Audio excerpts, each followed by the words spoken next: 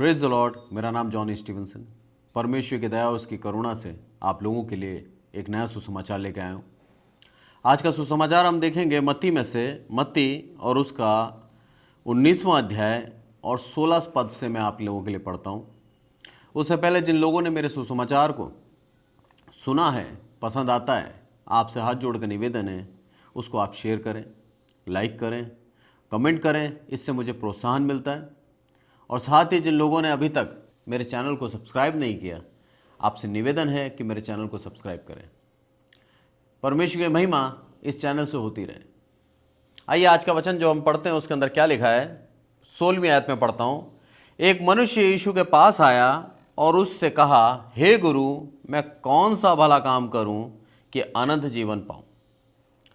यहां पर हम सीखते हैं कि उस धनी व्यक्ति जो एक पुरुष है, जो आया है प्रभु के पास और उसको गुरु करके संबोधित करता है। उसको प्रभु नहीं बोला उसको बोला उसने, हे गुरु, मैं ऐसा कौन सा भला काम करूं कि मैं अनंत जीवन पाऊं। यहां पर हम देखते हैं कि उस युवक के दिमाग के अंदर यह पूर्ण रूप से बैठा हुआ था कि हमारे कामों के द्वारा ही हम स्वर्ग राज्य जाएंगे। आज आपको और हमको यह सीखने की आवश्यकता है। हम सबको यह सीखने की आवश्यकता है कि हमारे काम, यशायाह बोलता है, तुम्हारे धर्म के काम मैले चिथड़ों के समान है। तुम्हारे धर्म के काम, जिसको तुम धर्म के काम कहते हो, उसके पीछे भी हो सकता है तुम्हारे दिल में कोई स्वार्थ हो सकता है तुमने अपनी प्रशंसा के लिए वो काम करे हो सकता है तुम दुनिया को दिखाने के लिए वो काम किए हो। इसीलिए परमेश्वर का दास यशायाह बोलता है, आपके काम जो आप धर्म के काम गिनाते हो वो सब मैले चिथड़े के समान है। प्रभु का वचन कहता है कि जो काम हम करते हैं, भले भले काम, वो परमेश्वर ने हमारे लिए ठहरा रखे, इस कारण से हम उस काम को कर पाते हैं। यानी कि हमारे जो काम हम कर रहे हैं अच्छे, उसके पीछे भी मेरे प्रभु की योजना थी, हमें आशीष देना चाहता था, इसलिए हमें अच्छे काम कराए। यहां पर उसी काम के विषय में कह रहा है, बोला मैं क्या करूं ऐसा कि अनंत जीवन मेरा हो जाए। उसको लालसा तो है अनंत जीवन की, वो चाहता तो है अनंत जीवन, पर अपने कामों के द्वारा, अपनी धार्मिकता के द्वारा उसको हासिल करना चाहता है। जबकि आज हमें सीखना है कि हमारे कामों के द्वारा, हमारी धार्मिकता के द्वारा हम उसको हासिल नहीं कर सकते। हम ये नहीं कह सकते कि प्रभु मैंने बहुत अच्छे काम करे इसलिए अब मेरा हक बनता है स्वर्ग राज्य। नहीं, आपको विरासत में देता है, ये सच्चाई है। और विरासत का मतलब आपके अधिकार में है वो स्वर्ग राज्य। पर वो कब होगा आपके अधिकार में? जब परमेश्वर के पुत्र आप कहलाओगे। प्रभु यीशु मसीह के जीवन से हम देखते हैं, प्रभु यीशु मसीह के जीवन के अंदर उन्होंने कभी भी एक पल भी घमंड नहीं करा, जबकि वो कर सकते थे। वचन कहता है, यदि तुम्हें घमंड करना है तो उस परमेश्वर पे घमंड करो जिसने तुम्हें रचा है। तो आज हम उस परमेश्वर पे घमंड कर सकते हैं। मेरा यीशु तो खुद प्रभु था, वो उसके बावजूद भी उसने अपने ऊपर घमंड नहीं किया। उसका कारण क्या था मालूम है? उसको मालूम है परमेश्वर की दृष्टि में घमंड एक घृणित वस्तु है। उस समय वो मनुष्य रूप में था, हमारे लिए एक आदर्श जीवन जी के बताया उसने, इसीलिए उसने अपने जीवन के अंदर घमंड नहीं किया। यहां पर यह व्यक्ति घमंड के साथ अपने जीवन को बता रहा है, घमंड के साथ कह रहा है कि अभी तक मैं जो जीता आया हूं उसके अंदर कोई दोष नहीं है, अब कुछ और काम बच रहा है तो वो भी बता दे, ताकि मैं स्वर्ग राज्य अधिकार से लूं।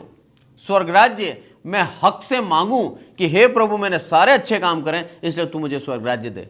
जबकि स्वर्ग राज्य सिर्फ और सिर्फ प्रभु यीशु मसीह के अनुग्रह से हमें मिला है। यदि उसका अनुग्रह नहीं होता है संसार के ऊपर, तो वो इस पृथ्वी पे नहीं आता कभी। और इस पृथ्वी पे नहीं आता तो हमारे पापों के लिए बलिदान भी नहीं होता। और यदि हमारे पापों के लिए बलिदान नहीं होता तो हम एक भी अपने कामों के द्वारा स्वर्ग राज्य नहीं जा सकते थे।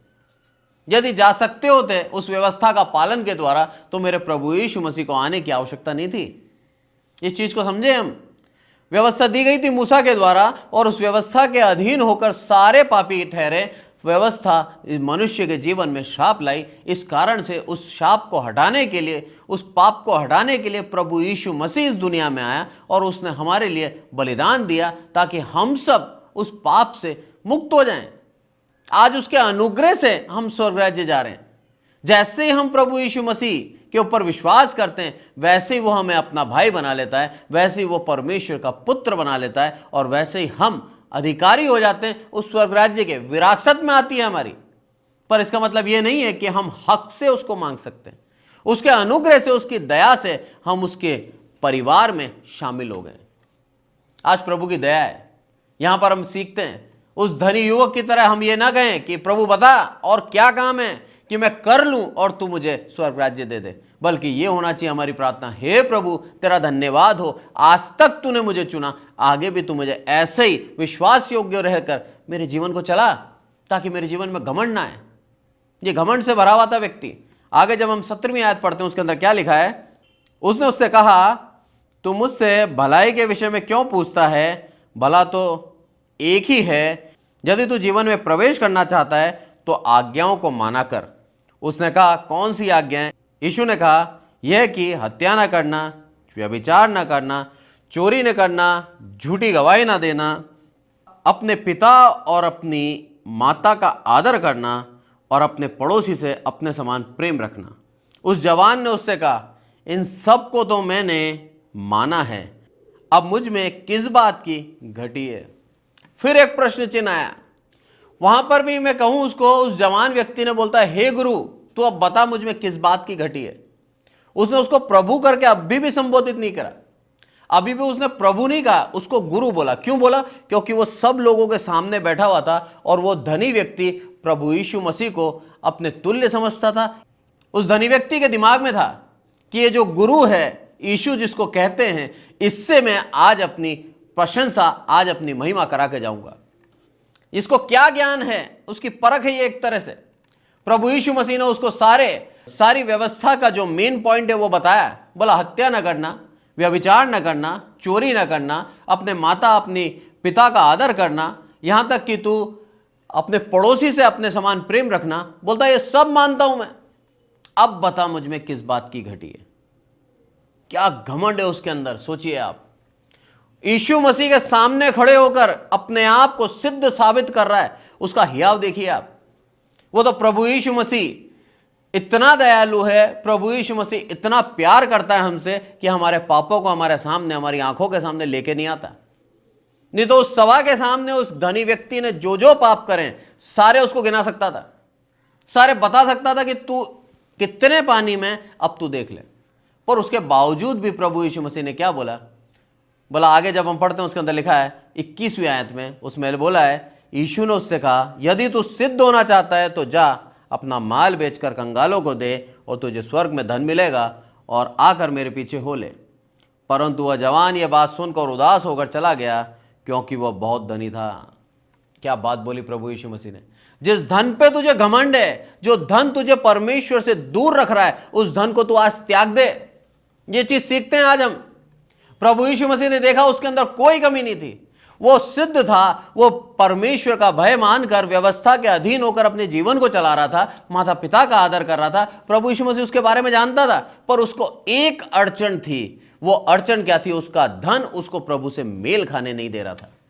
उसका धन उसको घमंड में रख रहा था, उसके धन ने उसको प्रभु से कोसों दूर रख रखा था। इसीलिए प्रभु यीशु मसीह क्या बोलता है? अपना धन बेच दे, अपना पूरा माल बेच दे और अपना धन जो मिलेगा तेरे को, उस माल बेचकर उसको कंगालों में बांट दे और मेरे पीछे हो ले।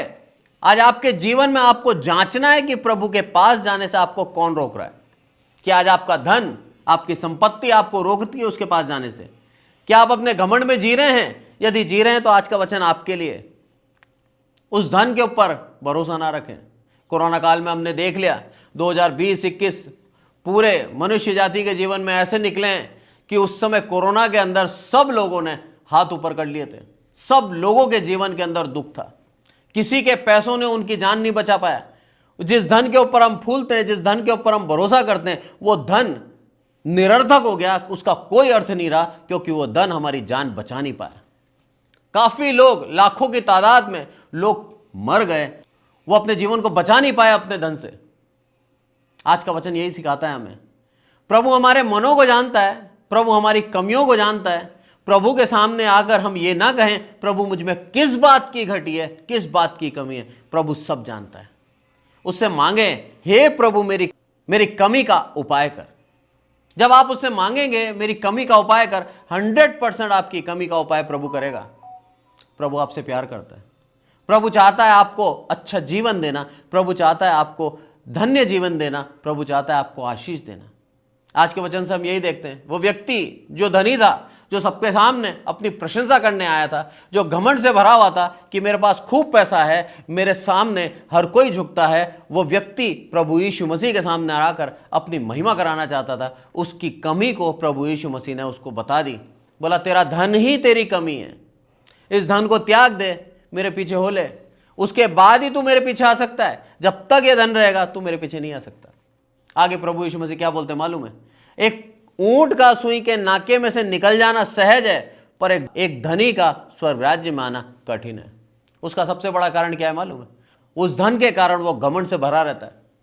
उसको ऐसा लगता है कि मैं सब कुछ खरीद सकता हूं, हर एक सुविधा, हर एक खुशी मैं इस धन से खरीद सकता हूं, इसीलिए वो प्रभु यीशु मसीह के सामने आकर घुटने नहीं टेकता। आज के वचन से हम सीखें कि मेरा प्रभु आपको चाहता है, मेरा प्रभु हमें चाहता है, और वो चाहता है हमारी कमियों को हम सुधार लें। आज के वचन से हम यही सीखते हैं कि हम उस धन के ऊपर प्राथमिकता ना दें, हम प्रभु यीशु मसीह को प्राथमिकता देकर अपने जीवन को चलाएं। यदि हम प्रभु यीशु मसीह को प्राथमिकता देकर अपने जीवन को चलाते हैं, 100% मान लीजिए आपके जीवन में अंदर आप उद्धार पाएंगे। प्रभु यीशु मसीह इन वचनों के द्वारा हम सबको आशीषित करें। आइए प्रार्थना करें। हे हमारे प्रभु, हम सबको संभाल कर रखते हैं, इसलिए आपका धन्यवाद मेरे प्रभु। आदर मान आपको देते हैं। विशेष करके प्रार्थना करते हैं मेरे प्रभु, हमारे जीवन के अंदर मेरे प्रभु बहुत सी कमियां हैं, बहुत सी घटियां हैं मेरे प्रभु। हम कभी भी आपके सामने आकर ये नहीं कह सकते कि मुझ में किस बात की घटी है। प्रार्थना करते हैं मेरे प्रभु, हमारी कमियों, हमारी घटियों को आप हमारे सामने लेके आएँ और उसका उपाय करें मेरे प्रभु, ताकि मेरे प्रभु हम उन घटियों में से निकल कर सिद्ध होकर आपके सामने खड़े हो सकें और आपके अनुग्रह से हम मेरे प्रभु स्वर्ग राज्य जा सकें। आदरमान आपको देते हैं मेरे प्रभु, हम घटे आप बढ़े। साथ ही प्रार्थना करते हैं मेरे प्रभु, जितने भी ऑनलाइन सुनते हैं हर एक को आशीषित करना, हर एक के जीवन में सिद्धता देना, हर एक को पवित्र रखना और पवित्रता में निर्दोष रखना मेरे प्रभु, ताकि आप जब आएँ हर एक व्यक्ति, जितनों ने भी मेरे प्रभु सुसमाचार सुना है, जितने भी प्रभु यीशु मसीह के विश्वासी कहलाते हैं, हर एक व्यक्ति मेरे प्रभु स्वर्ग राज्य में जाए मेरे प्रभु। आदरमान आपको देते हैं मेरे प्रभु। हमारी प्रार्थना सुनी आपने, इसलिए आपका बहुत बहुत धन्यवाद।